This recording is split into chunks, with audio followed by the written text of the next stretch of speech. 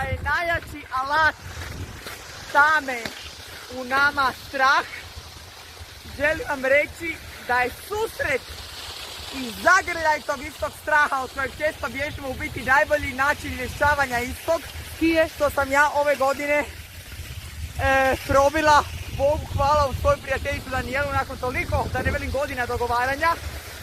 Obzirom da imam traume ozbiljnih padova na Janičinoj stazi na Sljemenu kao teški amater, obzirom da je moj prvi instruktor skijanja bolje da nije bio.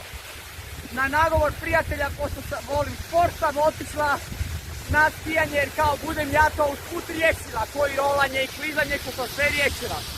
Međutim, to su takvi strahovi u meni da sam ja valjda jedina osoba koja je išla na skijanje sama sebi proći kroz traumu. Osvojila sam s tim Mount Everest u sebi lako za planine.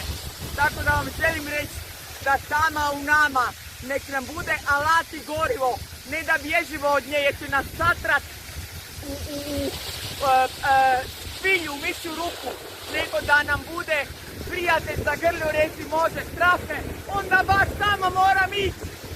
Pobjeda je naša kroz strah, nije da se nećeš boj se, ali idi, tako se probija, pušta i zaupi. Super! To te ja pitam! Ovo je, ovdje što kažeš ne vjerujem riječima, evo ti tijelo, ti pričaš na tijelu. Tako je, da, to ti kaže Dalibor, walk the talk, tvoj život je walk the talk.